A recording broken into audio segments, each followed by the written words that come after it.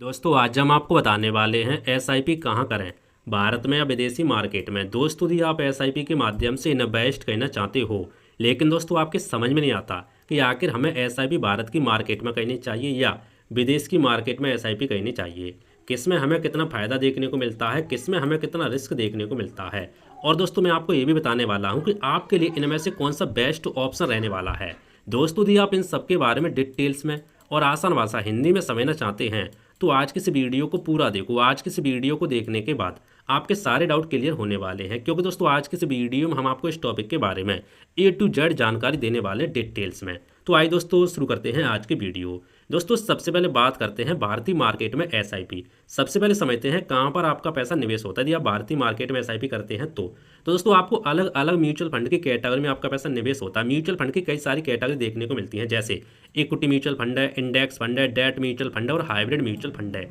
इसी के हिसाब से आपको अलग अलग रिटर्न और अलग अलग रिस्क देखने को मिलता है। ठीक है, जिस भी कैटेगरी में आप इन्वेस्ट करना चाहते हैं उसी हिसाब से आपको रिटर्न और उसी हिसाब से आपको रिस्क देखने को मिलता है। यदि आपको इसको डिटेल्स में समझना चाहते हैं तो इसके ऊपर हमने प्रॉपर वीडियो बना के रखा है, आपको इसी चैनल पे मिल जाए, आप जाके देख सकते हैं।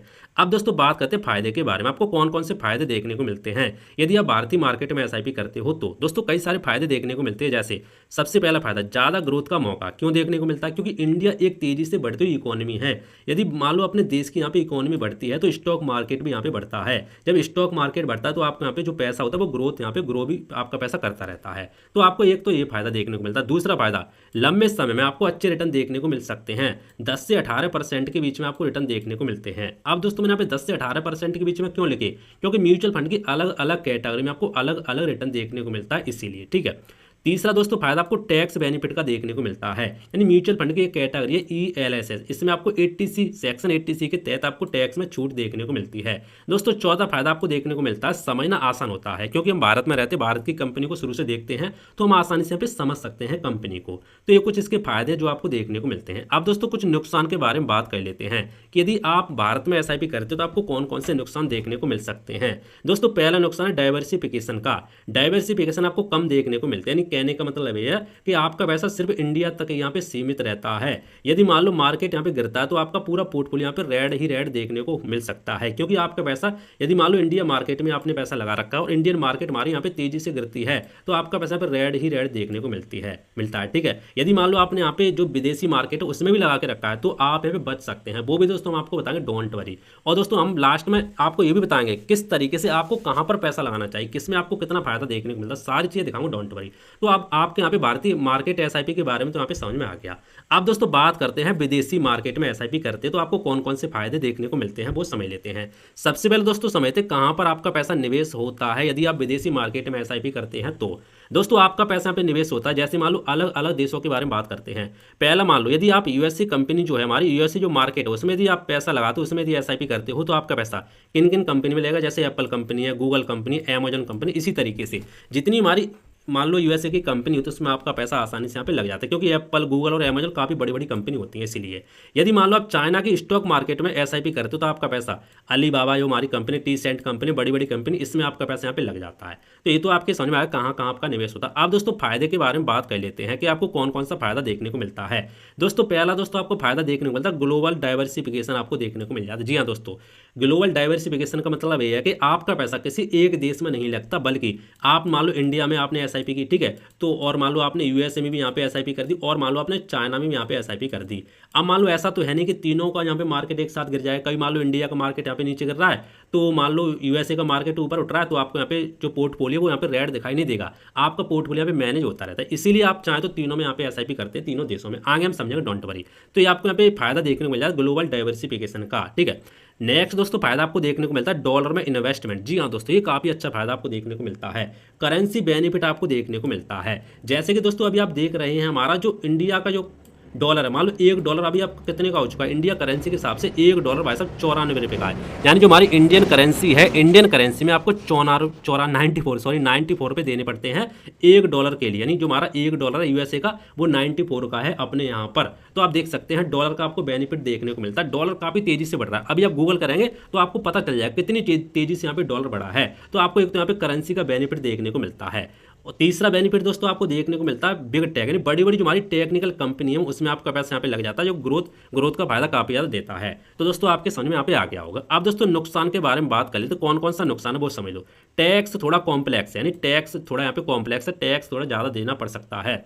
और करेंसी रिस्क, जी हाँ दोस्तों, करेंसी का थोड़ा रिस्क हो सकता है। मान लो अभी तो जो आपका रुपया है, हमारे इंडिया का जो रुपया है अभी तो यहाँ पे मजबूत नहीं है, अभी तो यहाँ पे डॉलर काफी मजबूत चल रहा है, ठीक है, क्योंकि अपनी इंडिया की वैल्यू यहाँ पे काफी कम हो चुकी है। यदि मान लो कल को यदि रुपया मजबूत होता है तो आपको रिटर्न यहाँ पे कम देखने को मिल सकता है। जैसे मान लो अभी $1, मान लो आपको एसआईपी में $1 का फायदा होता तो अपने इंडिया के हिसाब से आपको 94 का फायदा हो गया।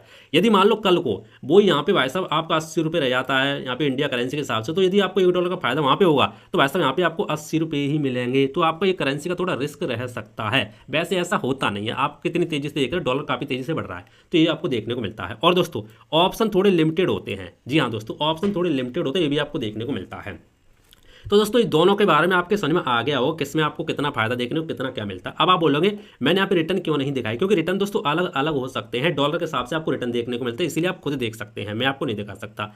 अब दोस्तों बात करते हैं, देखो यदि आप भाई साहब ग्लोबल मार्केट जो हमारा यूएसए या चाइना वगैरह इसमें यदि आप एसआईपी करना चाहते हैं अपने इंडिया से, तो भाई साहब आप यहाँ पे डायरेक्ट म्यूचुअल फंड के माध्यम से एसआईपी नहीं कर सकते, ये ऑप्शन आपको देखने को नहीं मिलता, ठीक है। जिस तरीके से आप म्यूचुअल फंड में एसआईपी कर दे तो उस तरीके से आप एसआईपी नहीं कर सकते भैया, आपको एसआईपी करनी होगी ईटीएफ के माध्यम से। अब ईटीएफ क्या होता है वो देखो, इसके ऊपर हमने प्रॉपर वीडियो बना के रखा था, ईटीएफ आपको इसी चैनल पर मिल जाएगा, आप जाके देख सकते हैं।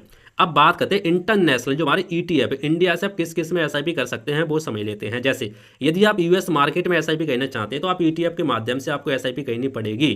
तो इसमें कौन कौन से ईटीएफ आपको देखने को मिलेंगे, आप किसी ब्रोकर में सर्च कर सकते हैं। जैसे मान लो आपके पास ग्रो एप्लीकेशन है, ग्रो है, मान लो कोई भी एप्लीकेशन है, आप उसमें सर्च करेंगे मोतीलाल ओसवाल नेस्डैक 100 ETF मॉन 100, ठीक है, इस तरीके से इसका नाम आएगा। तो इसमें क्या होता है, इसमें जो हमारे नेस्डैक है 100 इंडेक्स है, इंडेक्स को ट्रैक करता है, इसमें आपका पैसा वैसा लगता है एप्पल में, अमेजॉन में, गूगल जैसी बड़ी बड़ी कंपनी में आपका पैसा लगता है। तो हमारे एक ETF मोतीलाल ओसवाल कंपनी का ETF है, इसमें चाहे तो आप SIP कर सकते हैं, ठीक है। मैं आपको रिकमेंड नहीं कर रहा, मैं तो आपको सिर्फ समझा रहा हूँ, लंबे समय में आपको अच्छा फायदा देखने को मिल सकता है। दोस्तों दूसरा ETF आपको देखने को मिलता है मेराई एसेट का, ठीक है, ये देखने को मिलता है। ये भी दोस्तों एम फैंग के नाम से हमारा ETF है। इसमें क्या होता है, टॉप टेक कंपनी में आपका पैसा लगता है, जैसे फेसबुक है, अमेजॉन है, नेटफ्लिक्स है, गूगल है, इस तरीके से इसमें आपका पैसा लग जाता है। बाकी दोस्तों और जानकारी के लिए आप ग्रो एप्लीकेशन में जाके या मान लो किसी भी एप्लीकेशन में जाके देख सकते हैं। मेरे कहने पर डायरेक्ट पैसा ना लगा, अपनी रिसर्च और एनालिसिस जरूर करें, मैं तो सिर्फ एजुकेशन पर्पज के हिसाब से वीडियो बना रहा हूँ, आपको समझा रहा हूँ, ठीक है। हाई ग्रोथ का आपको यहाँ पे हाई ग्रोथ और हाई रिस्क का आपको यहाँ पे बेनिफिट देखने को मिल सकता है, क्योंकि काफी ये टेक कंपनी काफी तेजी से बढ़ रही है। तीसरा जो हमारा ETF वो भी यहाँ पे मेरा एसेट का ETF है, S&P 50 ठीक है, टॉप 50 ETF, ये भी आपको देखने को मिलता है। यूएस की जो टॉप 50 कंपनी इसके अंदर आती है, इसमें भी आप चाहे तो SIP कर सकते हैं, ठीक है, ETF के माध्यम से। स्टेबल एंड सेफ इन्वेस्टमेंट माना जाता है। तो यूएसए के दोस्तों कुछ 3 ETF है, और भी हो सकते हैं, मैंने आपको एग्जांपल समझाने के लिए 3 ETF आपको बताए थे, ठीक है।